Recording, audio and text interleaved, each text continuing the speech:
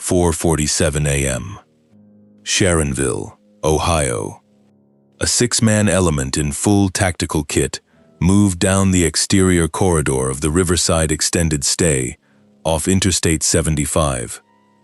Room 217. Third floor. The corridor lights hummed at half power. Wind off the highway pushed a fast food wrapper across the concrete walkway. Nobody else was outside. 40 meters back, a second element held position at the interior hallway. Their target was a different door. Same floor. Same wing. A connecting door between Suite 217 and Suite 219. A door that, according to the property management system, had been deadbolted from the 217 side for 161 days. The Joint Fugitive Task Force had come for a man named Marcus Del Rey Cole, wanted on felony assault charges out of Hamilton County, armed and considered dangerous, 43 years old, known to use extended stay properties as operational bases. A federal arrest warrant had been signed the previous afternoon. What nobody on the entry team fully anticipated was what they were about to find in the adjoining room. The Riverside Extended Stay sits on a commercial strip that travelers pass through and rarely remember. A Waffle House on one side. A truck stop fuel island 300 meters south. The motel itself, cream-colored exterior panel, exterior corridor on the north face, interior hallway on the south, caters to the long-haul economy. Truckers running the I-75 corridor.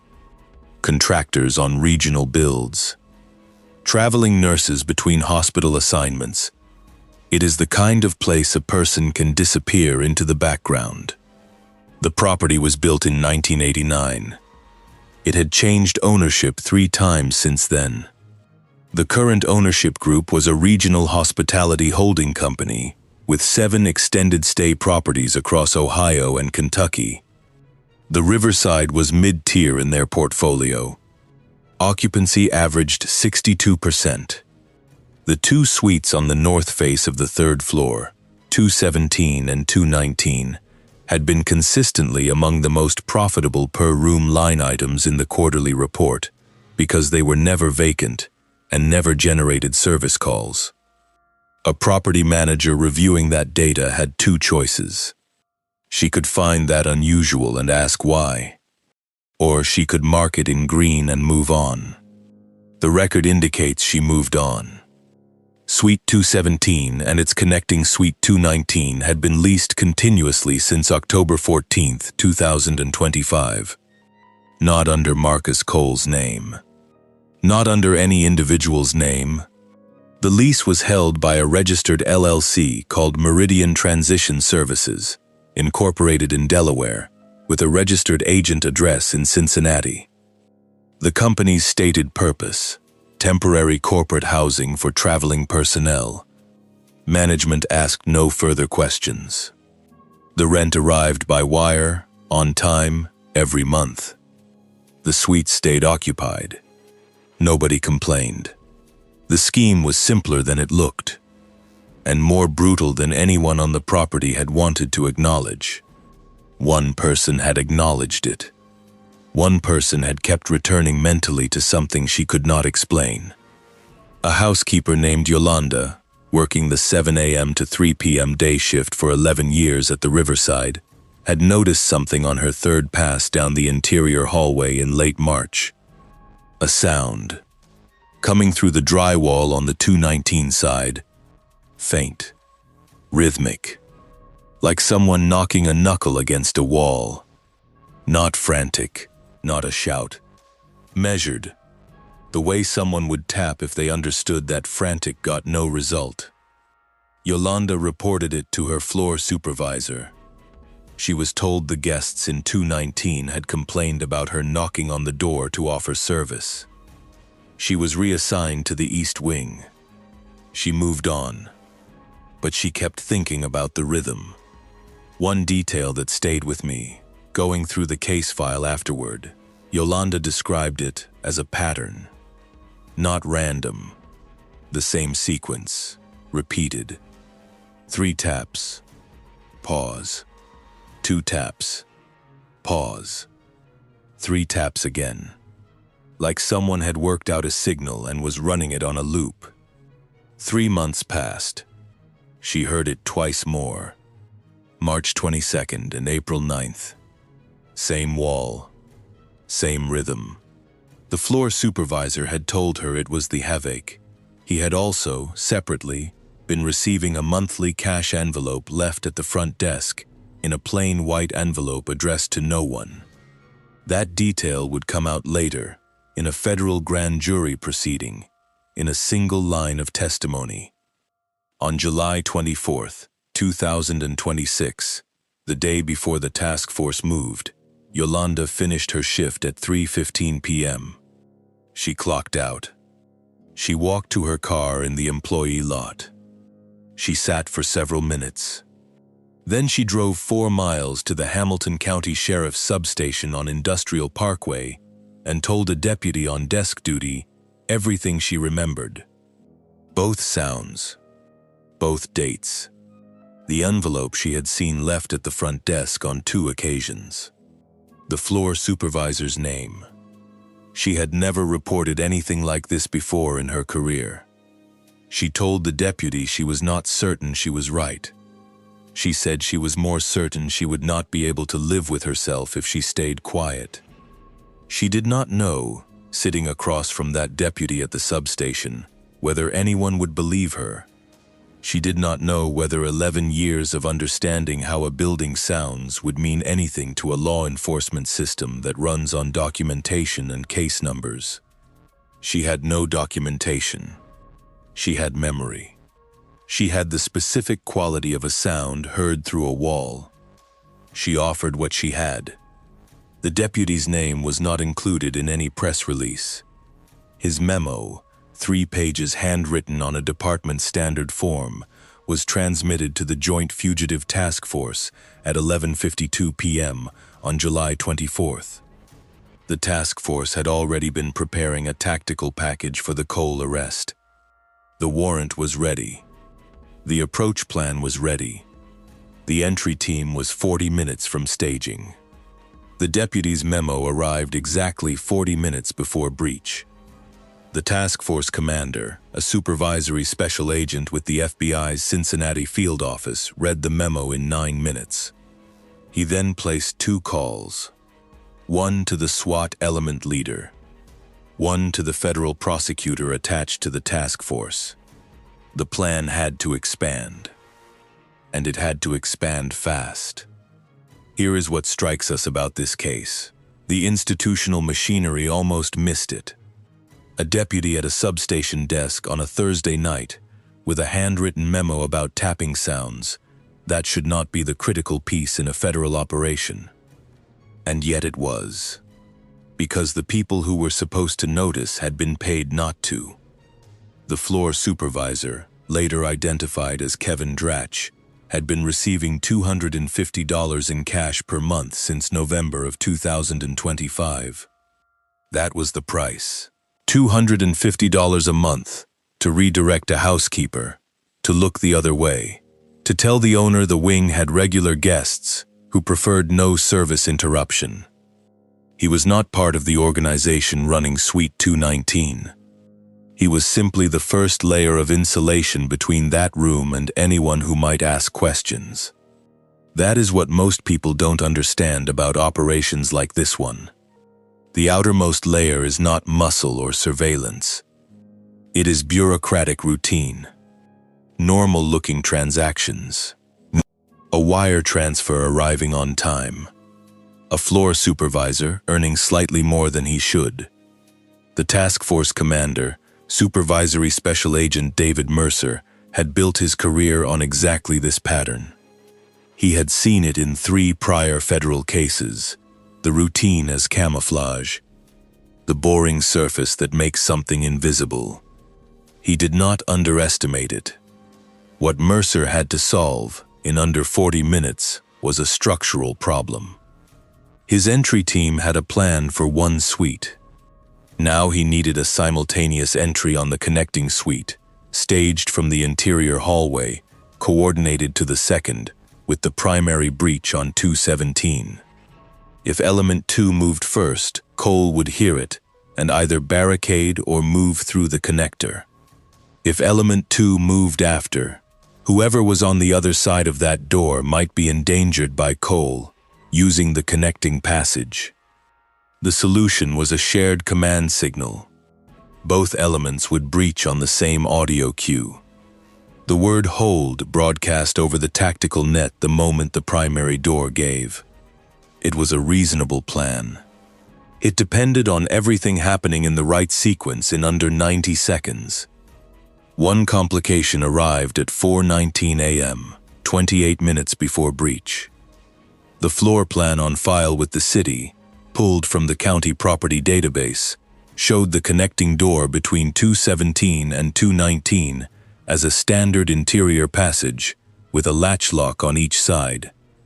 The task force had assumed a standard deadbolt setup. A 4-man battering element with a 60-pound steel ram would handle it in one strike. What the floor plan did not show was a retrofit. Sometime in November of 2025, a wall-mounted secondary deadbolt had been installed on the 217 side of the connecting door. Not visible from 219. Not on any permit record. 1 inch of hardened steel that a standard ram strike might not defeat cleanly on the first pass. The element leader on the interior hallway, a federal task force officer named Raymond Sullo, got this information at 4:22 a.m. from a county records clerk working emergency duty. He had 32 minutes. Sullo made a decision. He requested a second ram from the staging vehicle and repositioned his stack. 2 officers on the ram. 2 covering the 219 exterior window, boarded with half-inch plywood from the inside, they had been told. 2 holding the hallway approach. This was not the plan they had rehearsed. It was the plan they had. Before the elements moved into position, Mercer held a 2-minute radio briefing with both element leaders. The substance of that briefing is preserved in the operations audio log. He said, "We do not know the condition of the individuals in 219. We do not know how they will respond to entry. Flashbang deployment in 219 is off the table. We go in with lights and voice commands, announce federal agents loudly and continuously from the moment the door opens. Nobody in that room is a threat. Treat them accordingly." Sullo acknowledged. Element 2 adjusted.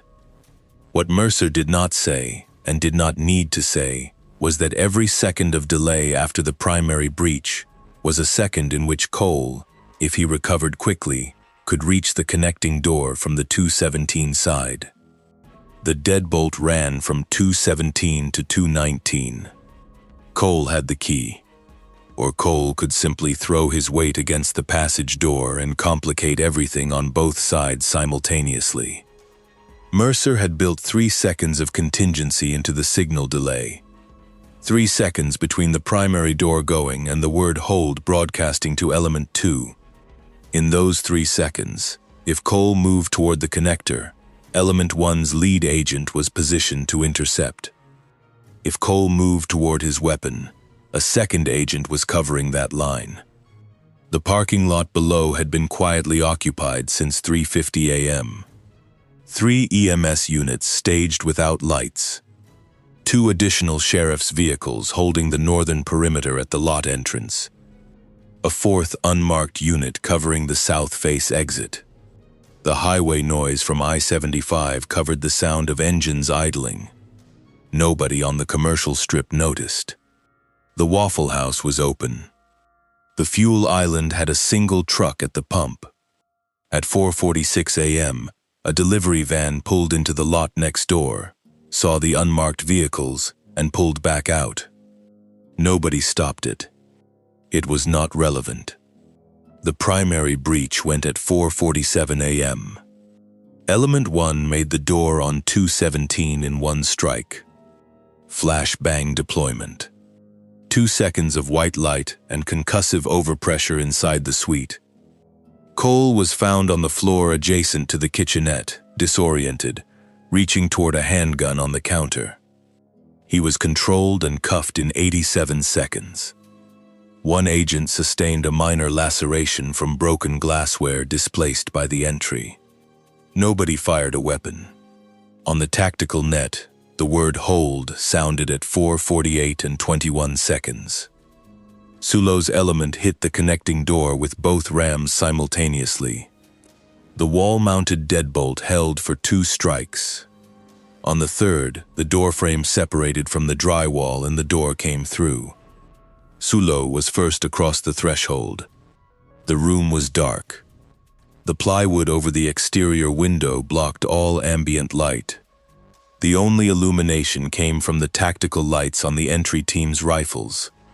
What they found, clinical, factual, stated without elaboration, was a locked interior space. A single king bedroom unit that had been modified. The exterior window sealed with plywood and construction adhesive. The thermostat cover removed and replaced with a panel that could not be adjusted from inside. The door to the unit's own hallway had a second deadbolt added at height, operated from outside only. 6 women, ages 22 to 27. They were on the floor along the far wall. Some were standing. Some were not. All 6 were alive. The room had been occupied in that configuration since mid-February of 2026. 161 days. The accommodation provided inside, a detail recorded in the FBI evidence inventory without further description, was consistent with prolonged confinement. EMS was staged in the parking lot below. 3 units, pre-positioned as part of the expanded operation. The first medical personnel reached the room at 4:53 a.m. All 6 women were transported to University of Cincinnati Medical Center before 5:40 a.m. The 6 women had not known each other before the Riverside extended stay. They had come from different places, different lives. The case file, as it was assembled in the days following the raid, identified them this way. Adrienne Cowell, 24 years old, a hospice CNA from Toledo. She had been working a double shift at a long-term care facility when she did not come home on February 9th. Her roommate reported her missing the next morning. A missing persons report was filed with Toledo PD. It sat in the system. Melissa Turpin, 26. A bartender at a wedding venue in Louisville, Kentucky. Last seen by co-workers after a Saturday evening shift on February 22nd. Her car was found in a park-and-ride lot off Interstate 64. The keys were still in it. Donna Frechette, 23. A warehouse order picker from Fort Wayne, Indiana. Reported missing by her mother on March 3rd. She had told her mother she was meeting a friend about a job offer. She had not said which friend. 3 more. The case file withholds full identifying detail on the remaining 3 pending family notification at the time of the first federal filing.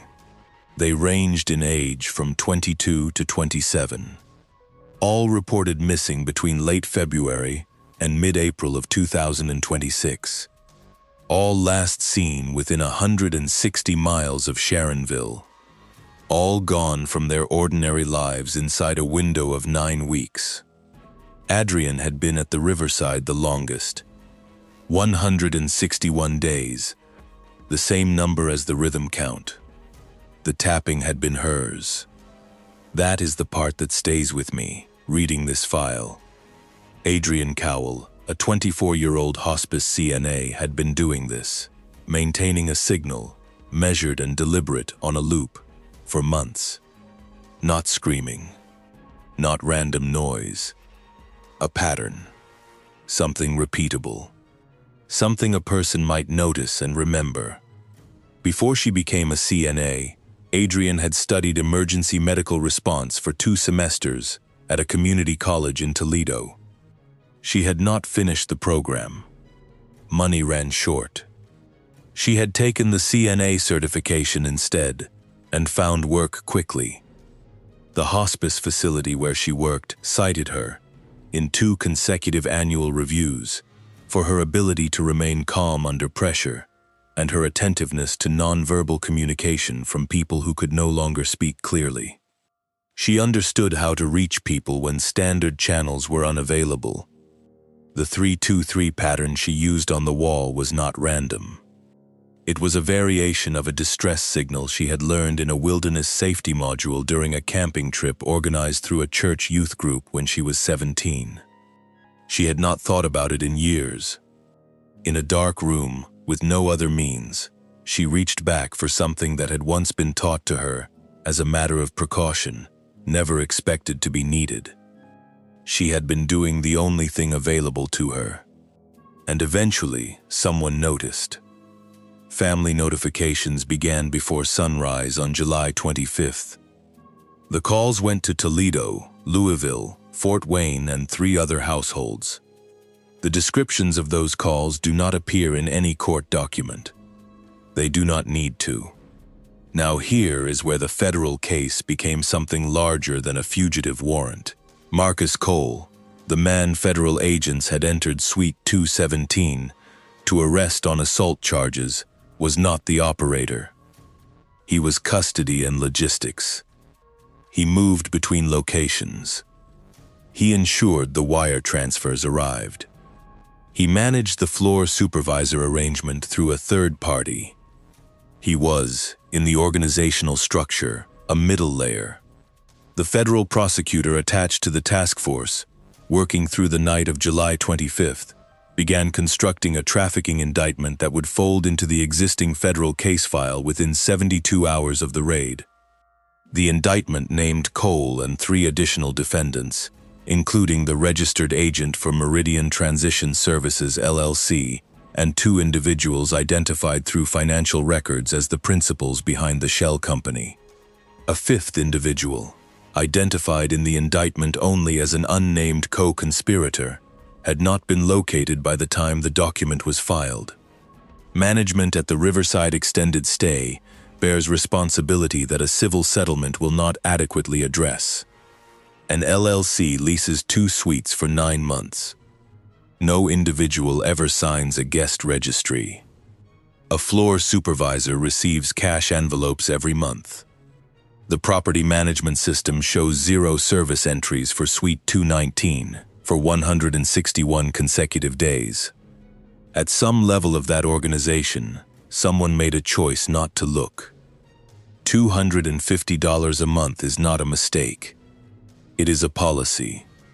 Whether a civil or criminal instrument can reach that decision is a question the federal prosecutor had not resolved as of the date of this account. The interrogation of Marcus Cole began at 7:40 a.m. on July 25th in a conference room at the FBI's Cincinnati field office on Kennard Avenue. Cole had been medically assessed, photographed, and processed. He had invoked counsel at intake. His attorney, a criminal defense lawyer from Hamilton County with experience in federal matters, arrived at 6:58 a.m. and conferred with Cole for 37 minutes before the interrogation began. Cole said nothing of substance in that first session. He confirmed his name. He confirmed his date of birth. He said the words "no comment" 11 times in response to direct questions about Meridian Transition Services, Suite 219, and the names of the 6 women recovered from the Riverside. His attorney ended the session at 8:22 a.m. What happened over the following 48 hours is documented in the federal case file in a section labeled Subject Interview Records, Supplemental. A second attorney contacted the prosecutor's office at 3:15 p.m. on July 26th. Not Cole's attorney. A different attorney representing an individual described only as a person with knowledge of the Meridian operation. That individual was prepared to provide cooperation in exchange for consideration on potential charges. The prosecutor agreed to a proffer session. The proffer session took place on the evening of July 26th. It ran 4 hours and 11 minutes. The substance of that session, protected under proffer agreement from direct use in prosecution, produced enough directional intelligence to generate 3 additional subpoenas, 2 additional search warrants, and the identification of the 4th named defendant in the trafficking indictment. The cooperating individual was not Kevin Dratch. It was not anyone on the Riverside staff. It was someone who had been moving money through the Meridian accounts from a distance, who had understood within hours of the raid that the exposure was total, and who had calculated that cooperation was a better outcome than flight. That calculation may have been correct. The federal prosecutor's office confirmed only that a proffer agreement had been entered. No further detail was provided for this account. Cole was brought back for a second interrogation on July 28th. By then, the financial subpoenas had returned preliminary data. The prosecutor had enough to lay a specific transaction record in front of Cole across a table and ask him to explain where a particular wire transfer on March 14th had originated and where a second wire on April 2nd had gone. Cole looked at the documents for a long time. His attorney asked for a recess. The recess lasted 90 minutes. When the session resumed, Cole's posture had changed. He did not provide a full proffer on July 28th, but he answered 6 questions. 6 specific questions about logistics, timing, and the identity of the individual who had given him instructions between February and July of 2026. The answers to those 6 questions connected 3 pieces of evidence that the task force had not previously been able to link. They pointed directly toward the 5th co-conspirator. That individual was already gone. The investigation that assembled around the Meridian Transition Services Network in the weeks following the raid revealed operations beyond the Sharonville property. Financial records subpoenaed from the Delaware-registered LLC showed wire transfers to 3 additional addresses: 2 in Ohio, 1 in Dayton, 1 in Columbus, 1 in Kentucky, outside Louisville. All 3 were investigated under search warrants issued by the Southern District of Ohio within 10 days of the Sharonville raid. The Dayton property had been vacated. Furniture removed. No occupants. A receipt for a professional cleaning service, dated July 21st, 4 days before the Sharonville breach, was recovered from a trash receptacle outside the unit. Someone had known the operation was compromised. 4 days before Cole was arrested, the Columbus address produced evidence of previous occupancy consistent with the Sharonville configuration. Modified window coverings. Hardware removed. No current occupants. The Louisville address was still active. On August 1st, 2026, 7 days after Sharonville, a federal warrant was executed at that location. 2 additional women were recovered. Both had been reported missing by Ohio and Indiana law enforcement within the prior 90 days. The network was not confined to one room. It rotated. The mechanism worked like this. A property would be leased under the Meridian shell. A target location would be identified, an extended stay with high transient volume, minimal management oversight, and a corridor layout that reduced guest interaction. A local compliance layer would be recruited, someone in building management or staff who could be paid for access and silence. The arrangement at Sharonville, the floor supervisor, the cash envelope, was not unique. It was the template. Most people assume that operations of this scale require either violence or corruption at a high institutional level. The evidence in this case tells a different story. What Meridian required was something much more available: the ordinary human preference not to ask hard questions about money that arrives on time. We spent considerable time going through the LLC's financial records as filed in the federal case, and one line kept coming back. Meridian Transition Services had billed the suites to a sub-account labeled Personnel Housing, Travel Reimbursable. The transactions were formatted like ordinary corporate housing expenses, the kind that appears in a spreadsheet and gets approved without review. The evidence processing operation at the Riverside ran for 3 full days following the raid. FBI evidence response technicians worked the 2 suites and the connecting corridor in 12-hour shifts. The inventory, when complete, ran to 411 separate items across 26 evidence boxes. The interior of Suite 219 was processed with particular care. Every surface was documented photographically before any item was moved. The plywood sheeting over the exterior window was removed in sections and logged. The modified thermostat housing was catalogued. The exterior deadbolt hardware, installed at a height accessible only from the hallway side, was photographed in place and then removed intact as a single exhibit. Inside the room, along the baseboard of the far wall, the wall shared with the adjacent guest unit to the north, technicians documented a series of shallow marks in the drywall surface. Not gouges, not damage. Marks that suggested fingernail contact repeated over a long period. The pattern of marks ran approximately 4 feet along the baseboard at a height consistent with someone seated or crouching on the floor. The marks were photographed and catalogued. They appeared in the evidence inventory as Exhibit 114 through Exhibit 127, 14 individual photographic documentation entries covering a single section of wall. Nobody who processed the scene needed those photographs explained. The cell phones and electronic devices recovered from Suite 217 produced material that the FBI's Digital Forensics Unit in Quantico began analyzing within 48 hours of the raid. 2 phones were associated with Cole's personal use. A third device, a tablet, tucked behind the kitchenette refrigerator inside an insulated food bag, was not registered to any individual. It had been accessed within 18 hours of the raid. The last session on that device included a messaging application that had been wiped using a remote command. The remote wipe had been only partially successful. The forensics unit recovered fragments of 3 message threads. The threads were not complete.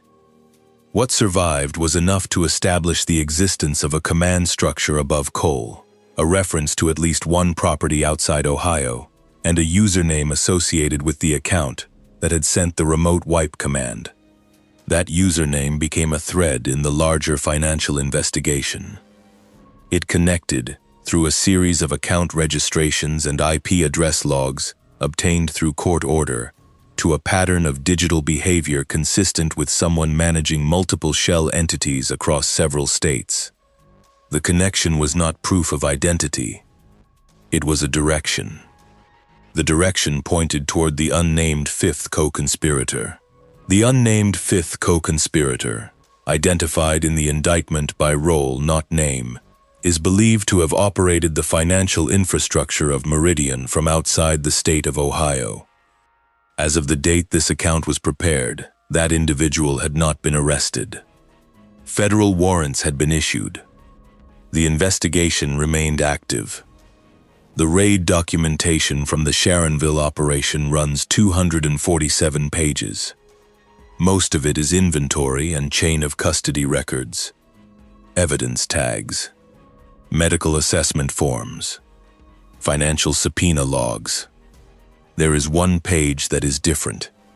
It is labeled Field Observation, Agent Notes, and it is a single paragraph written by Raymond Sullo, the element leader who took the connecting door on the interior hallway. He wrote it at 6:40 a.m., 90 minutes after the breach, sitting in a staging vehicle in the parking lot while the medical teams worked. It is not part of the formal record. It was included in a supplemental file. He wrote, "The room was dark when we entered. One of them, I learned later she had been there the longest, was standing next to the wall on the far side. She had her hand flat on the drywall. When the lights came on, she did not flinch. She looked at the door. Then she looked at her hand. Then she took her hand off the wall." Fusulo did not explain why he wrote that down. He did not need to. Adrienne Cowell was discharged from University of Cincinnati Medical Center 14 days after the raid. She did not speak to press. Her family released a single statement through a Cincinnati attorney. It was 4 sentences. The last one read, "She is home." Melissa Turpin's car was recovered from the park and ride lot off I-64 in Louisville in February. It had been there for 5 months. A parking enforcement note had been attached to the windshield, then a second one, then a citation for abandonment. The tow company had been given a pickup order, later canceled when the missing persons investigation connected the plate to Turpin's case. The car sat in the lot while she was in the room. Nobody connected the two things for 5 months. The investigation would later establish that Turpin had been driven to Sharonville on the night she disappeared. The park and ride was where she had agreed to meet what she believed was a contact about a catering job. She had told a coworker about the meeting. The coworker had given a statement to Louisville Metro Police when Turpin was reported missing. The statement included a description of the contact and a phone number Turpin had called twice that day. The phone number traced to a prepaid device. The device had been deactivated within hours of Turpin's disappearance. That prepaid number connected to a pattern of similar prepaid devices used in the targeting of all 6 women at the Sharonville location, and the 2 additional women recovered in Louisville. The devices were purchased across 3 states in 1-week intervals beginning in January of 2026. The purchases were made in cash at retail locations along the I-75 and I-70 corridors. The individual who purchased those devices had not been identified as of the filing date. Dana Frichette's story followed a different path. The job offer she had mentioned to her mother was not a vague promise. It was a documented posting on a regional logistics employment platform, a legitimate site used by warehouses and distribution centers across the Midwest. The posting had been live for 11 days before Frichette responded to it. It listed a competitive hourly rate, flexible scheduling, and a Fort Wayne contact address that turned out to be a mail forwarding service. The FBI's cybercrime unit traced the posting to an account created 9 days before it went live. The account had been used to post 4 similar listings across 3 states between January and March of 2026. Each listing was removed within 48 hours of the date on which the corresponding woman disappeared. The operator of that account was not the same individual who purchased the prepaid phones. The forensic analysis of account creation metadata, IP routing, and posting timestamps suggested 2 separate actors operating under a coordinated protocol. One generated the recruitment surface. One managed the contact and movement. The architecture was divided deliberately so that the exposure of one component would not automatically reveal the other. It was not improvised. It had been designed. The FBI's Human Trafficking Task Force, brought into the investigation formally on July 27th, identified 3 prior cases in the Southern District of Ohio with similar structural characteristics: shell company leasing, modified accommodation, staff compliance payments. None of the 3 prior cases had resulted in federal charges. 2 had been investigated at the state level and declined for prosecution due to insufficient evidence. One had never been formally opened as a trafficking investigation because the initial responding agency had categorized it as a property dispute. The task force coordinator who reviewed those 3 files in connection with the Sharonville case submitted a formal request to the Department of Justice for a multi-district review. The request was pending as of this account's preparation date. Here is something about this case that does not sit right. The operation at the Riverside Extended Stay had been running since October of 2025. That is 9 months. During that time, 6 missing persons reports were filed with law enforcement agencies across 3 states. Those reports sat in separate systems, Toledo PD, Louisville Metro, Fort Wayne PD, with no mechanism to cross-reference a pattern across jurisdictions. The Joint Fugitive Task Force that ultimately executed the raid on July 25th had not been assembled to find missing women. It had been assembled to arrest Marcus Cole on an assault warrant. The path from Cole's fugitive file to Adrian Cowell's signal on the drywall ran through a deputy's desk and a housekeeper's 11 years of knowing what a floor sounds like. That chain is not a system. It is luck, dressed in the shape of persistence. Kevin Dratch, the floor supervisor, was arrested on August 3rd on federal charges related to obstruction and conspiracy. He cooperated. His cooperation produced 3 of the 4 named defendants in the trafficking indictment. A plea offer was under negotiation as of the filing date. Marcus Cole was held without bond. His attorney entered a not guilty plea on all counts. The registered agent for Meridian Transition Services, a Cincinnati attorney named Gerald Fass, was arrested on August 9th and charged with conspiracy and money laundering. His law license was suspended the same day. Fass had incorporated 31 LLCs through the same Delaware registered agent service over the preceding 4 years. Federal investigators were examining each of those entities for connections to the Meridian network. As of the filing date, 4 of the 31 had produced records of interest. The remaining 27 were still under review. The 4th named defendant, identified as the operations manager for the network, was arrested at a property in Lexington, Kentucky on August 12th. He had not departed the region. The 5th co-conspirator, the financial architect of Meridian, the individual who had structured the LLC, routed the payments, and maintained the operation's corporate surface, had left the country. The FBI's legal attaché in 3 European cities had been notified. Interpol had issued a notice. The warrant was federal. The fugitive was not in custody. The money that moved through Meridian Transition Services over the 9-month operating period totaled, by forensic accounting estimate, between $1.4 million and $1.9 million. The spread reflects unresolved transactions in accounts that had been partially liquidated before the raid. Approximately $400,000 in verified proceeds had been frozen by court order. The remainder was not recovered. Yolanda, the housekeeper, the person at the end of this chain who drove 4 miles to a substation and told a deputy what she heard, was not named in any public document related to the case. She was not a material witness. She was not subpoenaed. She held no official role in the investigation. She returned to work at the Riverside Extended Stay on July 28th, 3 days after the raid. The East Wing. Her regular assignment. She clocked in at 7 a.m. She has not spoken publicly about any of this. She did not seek attention. She did a thing, and she went back to work. The Meridian Transition Services, LLC, was formally dissolved by Delaware Corporate Authority on August 20th, 2026. The registered address, a mail forwarding service in Wilmington, was vacated.